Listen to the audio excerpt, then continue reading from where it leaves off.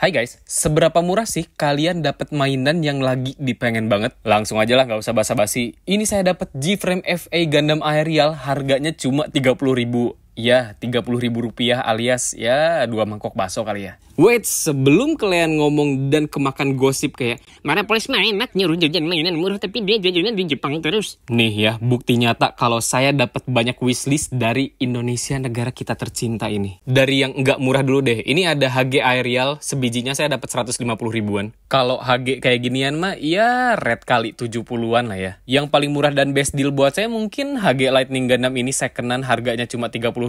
Atau master grade yang partnya kurang lengkap kayak gini harganya cuma 40 ribuan doang. Udah sering banget saya bahas di video-video sebelumnya. Kalau kalian mau jajan murah kayak saya, ya cari aja di internet, pasti ketemu kok. Dan yang paling penting adalah jangan pilih-pilih. Sedapatnya aja, kalau murah ya langsung ambil. Lanjut nih, review G-Frame FA Gundam Aerial yang sebenarnya waktu awal rilis di Indonesia tuh saya udah mau beli banget. Kalau dengan budget 200 ribu ya, yang mana harga normalnya. Cuma di sini tuh harganya sekitar 270 ribu ke atas. Jadi kan agak males ya. Terus pas lagi iseng nyari-nyari di marketplace kayak, anjir beneran ini 800 yen. Isinya tuh ada G-Frame FA Aerial, 1 ensemble sama 1 converge. Setelah saya recheck dengan mata elang saya, anjir ini beneran dong si Aerialnya masih komplit. Sat-sat lah minta tolong Bebek Toys beliin. Terus agak deg-degannya tuh kayak, ini nipu gak ya? Taunya bener dong anjing, barangnya nyampe. As you can see, packagingnya kayak gini. Ini bentuknya masih Aerial utuh banget. Wah, sudah lama tidak merasakan dapat wishlist 30 ribuan. Jadi setiap G-Frame FA itu harus punya 2 kotak. Yang pertama ada armornya, terus yang kedua ada frame-nya. Nah, si armornya ini bisa dipajang jadi bentuk Gundam utuh. Contohnya ya kayak Aerial ini. Cuma bentuknya patung banget. Makanya ada si frame ini yang artikulasinya udah pernah saya bahas di video Kalibaran sebelumnya. Let's go lah, pasang Aerial ini sambil saya ceritain sedikit kejadian tidak mengenakan tentang antisnya WFM. Antis itu apa ya? Orang yang nggak suka kali ya. Mungkin kalian sering lihat beberapa komentar negatif tentang WFM karena katanya ada agenda. Kaget banget, di Gundam ada kayak gituan. Berarti aku harus menyebarkan ketidaksukaanku kepada orang-orang. Disclaimer dulu, maaf kasar. Gini ya,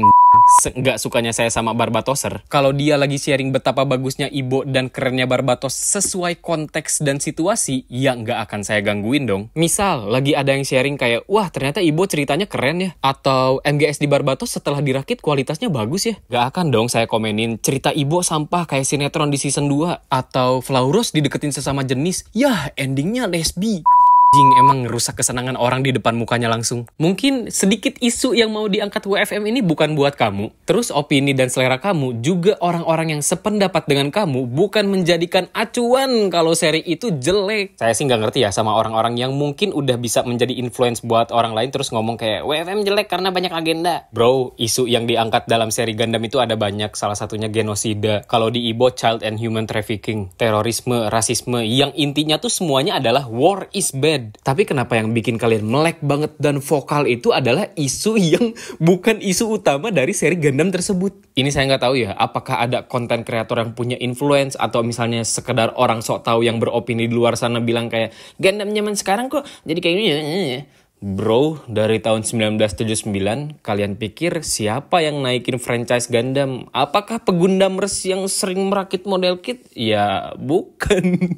Intinya adalah dari powernya Fujoshi. Yang bikin series Gundam aja sangat amat berterima kasih sama Fujoshi. Ini komentar saya bukan sebagai pembela atau penyefong WFM, apalagi sebagai elitis. Tapi kalau kalian melihat bahasan yang kurang lebih nadanya kayak tadi, bisa saya bilang, ya maaf banget orang kayak gitu nggak ngerti aja esensi dari Gundam itu apa. Alias, boleh kali riset dulu sebelum Fafifu was-was. Tapi kalau kalian dulu nonton WFM lagi real time dan mantengin Twitter ya, itu tuh interaksinya sumpah wholesome banget. Terutama yang saya perhatiin netizen Jepang sih, kayak misalnya tiap beres episode tuh langsung keluar fan art sedetik itu juga. Terus bisa merasakan besarnya kecintaan masyarakat terhadap Guel Jetar. Bahas beberapa elemen penting yang ada di Witch from Mercury, contohnya kayak luar angkasa itu berbahaya, terus kenapa harus sekolah, terus seragam Astikasia tuh bagusnya adalah bisa dipakai semua gender. Terus bahas format baru 12 episode 2 season yang lebih irit dan bisa mendolang penjualan franchise-nya sebanyak 30%. Banyak banget lah topik yang bisa dibahas, dan jujur saya sih risih ya sama bahasan orang-orang sini yang mentok cuma digoreng-goreng. Kalau enggak ya kayak tadi woke. Kalau kemarin saya bahas jadi nggak terlalu suka sama Ibo gara-gara pebar batoser, sekarang nambah nih. Risih banget lihat antis WFM yang tiap komen tuh ya kurang lebih nadanya kayak tadi lah. Dan ini dia wujud asli G-Frame FA Gundam Eariaru. Wow, keren. Anjir, gimana ya? Selalu lah kalau misalnya punya wishlist terus dapat harga murah tuh rasanya jadi lebih berbunga-bunga gak sih? Pertama, mari kita lihat closer looks-nya dari G-Frame Aerial ini yang kalau kalian perhatiin udah ada beberapa part yang di-repaint dari sananya. Ada bagian biru di gun bitnya, terus ini ada bagian kuning di beberapa bagian badan. Kalau misalnya ada miscolor ya sangat amat wajar lah, namanya juga Candy Toys. As always, kalau Candy Toys miscolor tuh bukan berarti Bandai males atau cari cuan. Tapi ya emang harga yang didapetinnya segitu, kualitasnya segitu. Beda sama Gunpla yang mungkin production cost-nya lebih rendah daripada Candy Toys ini. Kalau nge-review G-Frame buat saya harus bahas artikulasinya sih, soalnya ini lumayan mind-blowing. Pertama, di bagian lehernya, ini bisa nekuk banget sampai ke atas, jadi ada 2 join. Yang pertama, join di bagian pangkal lehernya yang bisa naik, terus ditambah gerakan ekstra naik karena lehernya ya as always lah pakai ball join. Bisa naik banget bro segini, pokoknya penting banget lah artikulasi ini buat bikin sebuah pose aerial. Buat artikulasi bahu, jujur saya lebih seneng dan prefer si G-Frame ini karena bentuknya lebih mekanikal kan, ketimbang ball join ya yang kayak mainan sih buat saya bentuknya. Dari fungsi juga bentuk mekanikal ini lebih bagus karena tetap aja bahunya bisa maju ke depan sama bisa naik ke atas banget. Kalau ball join tuh agak semu lah. Ibaratnya ya dia colokan biasa dengan tambahan sedikit banget artikulasi, yang mana kalau mau artikulasi bahu naik tadi ya harus ada colokan lagi kan. Contohnya kayak di entry grade strike ini aja. Buat upper torsonya juga lumayan luas, kalian bisa bungkukin ke depan sama ke belakang, terus ada artikulasi ke kanan kiri juga. Tapi bagian front skirtnya ini nggak bisa dinaikin. Cuma kalau misalnya dibilang kakinya bisa ngangkat atau enggak, jawabannya bisa. Di bagian lutut ada double sided joint, jadi kakinya tuh bisa ngelipet banget sampai ke belakang mentok. Nah, poin penting penilaian mainan aerial dari saya itu adalah di bagian open hand ini. Jadi dengan tangan ngebuka kayak gini kalian bisa nge-recreate banyak banget posing ikoniknya dari Gundam Aerial. Kalian pasti tahu lah ya, visual teaser pertamanya Gundam The Witch from Mercury yang posing aerialnya tuh lagi kneeling bungkuk kayak gini. Bisa dibikin dengan sangat amat smooth karena artikulasi dari G-Frame ini ya dimentok-mentokin gitu lah speknya. Terus ada pose yang bikin semua orang pasti jaw drop pas nonton episode 1. Wah, pas beres duel lawan Guels di Lanza kan tangannya kayak gini nih, Hanayo Mesang. Atau yang paling kocak kayak Toberu, Odoriru, Eariaru. Gak tau ya, cringe-nya Suleta tuh lucu gitu. Enggak yang bikin gede kayak apa sih anjing gitu.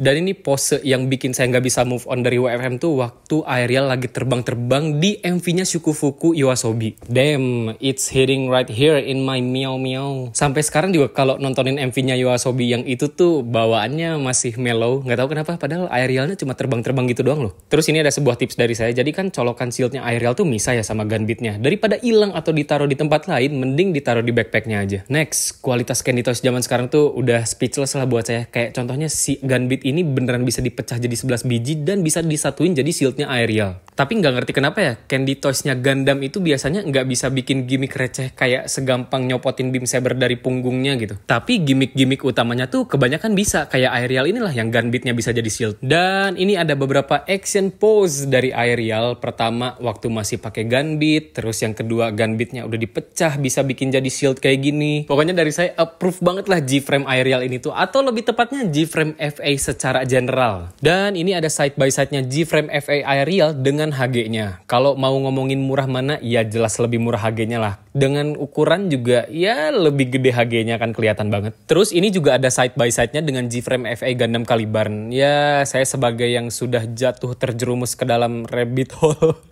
sangat amat memohon lah please rilis teman-temannya kayak misalnya Daryl Balde, Farak atau Michaelis, tapi ya jangan sampai Bandai lah, jadiin barang reguler aja. Kalau bertiga itu jadi G-Frame, saya yakin pasti looks-nya akan sangat amat keren dan bulky desainnya. As always, setiap kali kalian beli mainan sebuah karakter yang beda lini, pasti beda-beda dong impressionnya. Karena G-Frame di kita ini tidak terlalu ramah di kantong, jadi ya bisa saya bilang mainan-mainan kayak Candy Toys atau Gashapon ini lebih cocok ke collector's item. Jadi buat yang mau terjerumus, ya silahkan repot-repotan kayak saya. Tapi kalau mau yang skip juga, ya skipable banget lah kalau nggak sesuai dengan dompet kalian. Tapi kalau mau ngomongin lebih Sparks Joy mana nih ya, saya punya HG-nya sama punya G-Frame ini, saya bisa bilang dengan sangat amat percaya diri G-Frame ini jauh lebih bagus dan lebih seneng aja punyanya. Mungkin karena ukurannya juga kali ya yang lebih compact, jadi bisa dimainin dan dibawa kemana-mana. Akan selalu saya friendly reminderkan kalian kalau misalnya mau jajan Candy Toys ini lebih baik pre-order karena harganya jauh lebih murah daripada ready-nya. Peringatan, kalau kalian nggak mau terjerumus masuk rabbit hole kayak saya juga, jangan coba-coba main Candy Toys atau Gashapon. Repot men kalau kalian punya mindset mau menamatkan. Dan kalau kalian tadinya punya mindset kayak